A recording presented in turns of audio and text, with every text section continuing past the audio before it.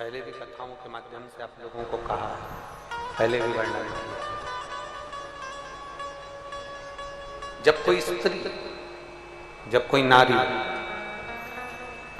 जब कोई बहन, जब कोई बेटी, जब कोई मां भगवान शंकर के मंदिर में जाकर एक लोटा जल समर्पित करती है, स्त्री जब शिव जी के मंदिर में जाकर एक लोटा जल चढ़ाती है, तो शिव महापुराण की कथा में उमाखंड में वर्णन किया गया कि वो नारी केवल अपना कल्याण नहीं करती है, वो नारी अपने मायके और ससुराल दोनों की 71 पीढ़ी को पार उतार देती है। इतना बल उसके अंतर्गत उत्पन्न हो जाए।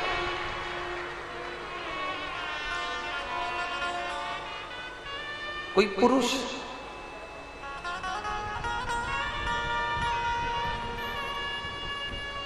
अगर भगवान देवादिदेव महादेव के मंदिर में भूलवश भी चला जाता है, भूलवश भी, अचानक अनायास, बिना सोचे, बिना समझे, बिना विचार के,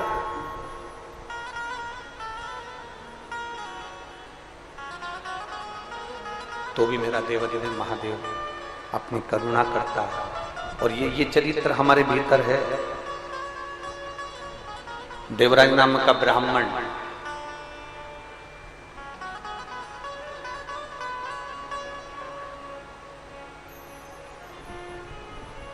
जिसके पास में चोरी का धन है,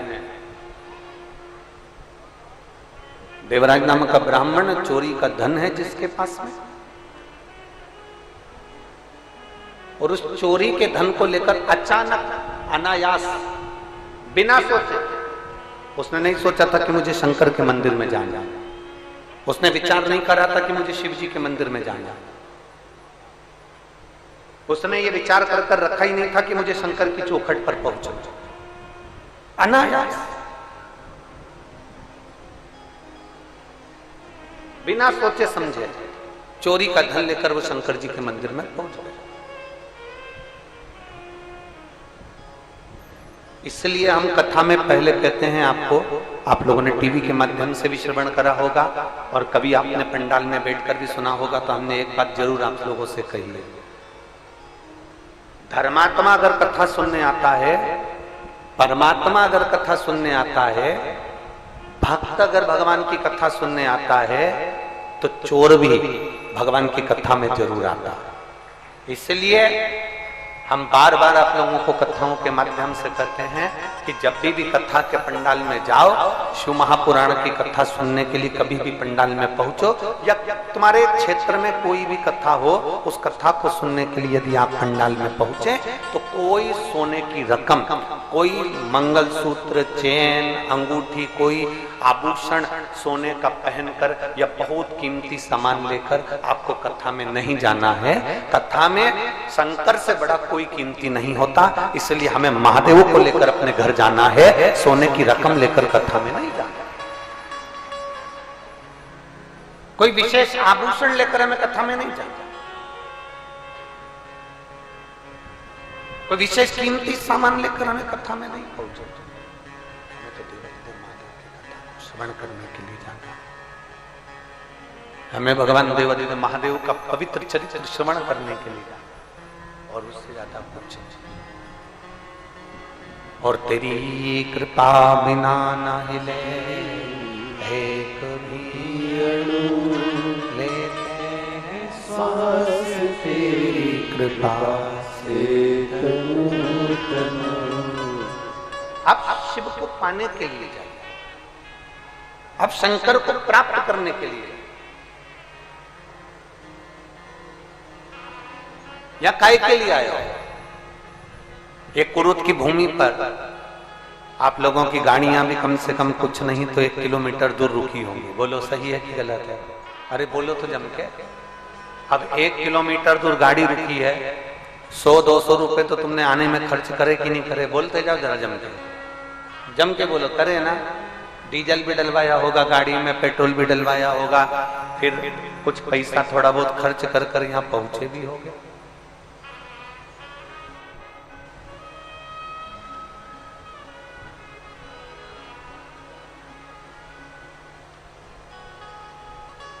पैसा खर्च कर कर यहाँ पहुंचे हो गए, तो जरा विचार करिए, 100, 200, 50, 500 रुपए तुमने खर्च किया, इतनी धूप में चलकर तुम पंडाल तक पहुंचे हो, तो ईमानदारी से बोलना, क्या केवल लोगों को देखने के लिए पहुंचे हो? अरे बोलो तो जम के। सहेली से बात करने के लिए पहुंचे हो? रिश्तेदारों से मिलने के लिए पहुंचे हो?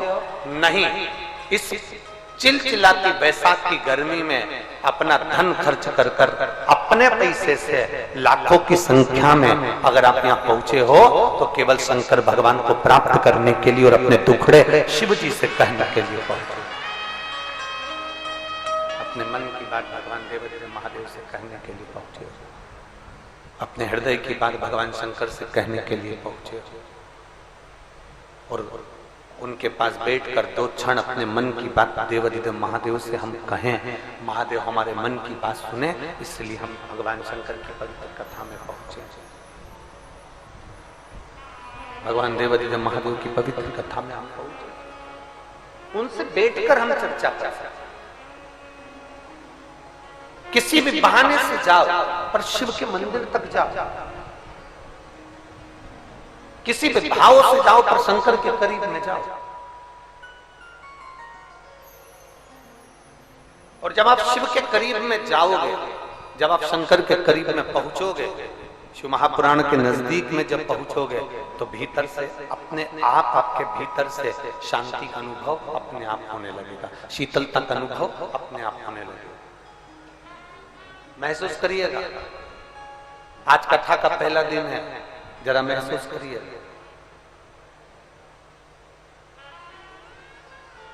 कथा चालू नहीं हुई थी, उसके पहले बहुत तेज चिलचिलाती हुई धूप पड़ रही थी, और महसूस करिएगा कथा चालू हुई उसके 1 घंटे पहले से मेरे देवादिदेव महादेव ने तुम्हारे ऊपर छत्र की छाया करना प्रारंभ कर दिया। अपने आप आपके ऊपर छत्र छाया करना प्रारंभ कर दिया कि मेरा शिव भक्त आया है, मेरा भक्त आया है, भगवान की आराधना करने के लिए पहुंचा है, शिव तत्व को जानने के लिए पहुंचा है, भगवत भजन करने के लिए पहुंचा है, तो उसने अपने आप आपके ऊपर छाया करना प्रारंभ कर दिया अपने आप।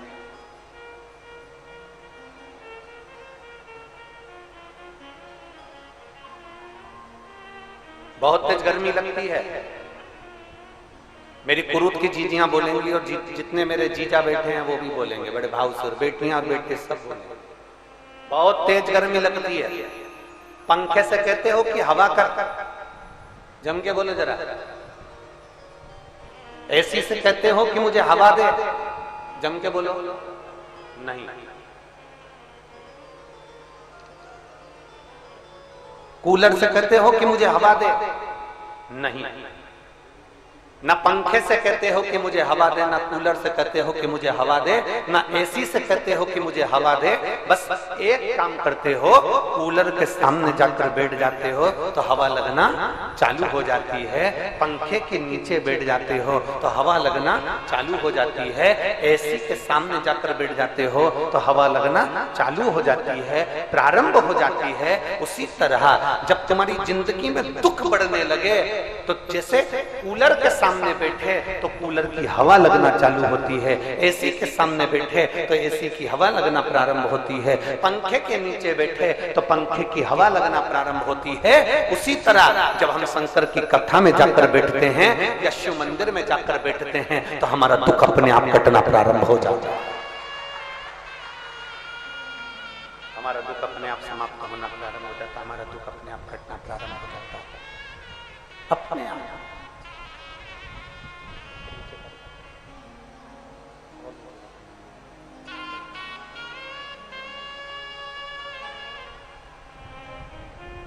हमारा दुख अपने आप कटना प्रारंभ हो गया, अपने आप। पंखे के नीचे बैठे हवा लगना प्रारंभ हो गई, कूलर के सामने बैठे हवा लगना प्रारंभ हो गई, एसी के सामने बैठे हवा लगना प्रारंभ हो गई। उसी तरह जब महादेव की कथा में जाकर बैठते हैं, जब भगवान शंकर की पवित्र कथा को श्रवण करने के लिए बैठते हैं, जब देवालय में शिवालय में एक लोटा जल चढ़ाने के लिए जाकर बैठते हैं, शिव जी को एक लोटा जब हम समर्पित करते हैं, अर्थात कथा के सामने जाकर बैठ जाओ, हमें जैसे पंखे के सामने हवा लगना प्रारंभ होती है, कूलर के सामने हवा लगना प्रारंभ होती है, एसी के सामने हवा लगना प्रारंभ होती है, उसी तरह परमात्मा की कथा में जाकर बैठ जाओ, अपने आप दुख कटना प्रारंभ हो जाएगा। आपको कहना नहीं पड़ेगा, उनसे प्रार्थना नहीं करना पड़ेगी, भगवान स्वयं स्वतः दुख को काटना प्रारंभ कर देगा,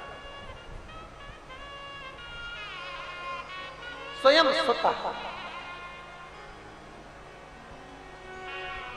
और शंभु जिस आता है साथ में बोलेंगे, शंभु शरणे मांगू घड़ी।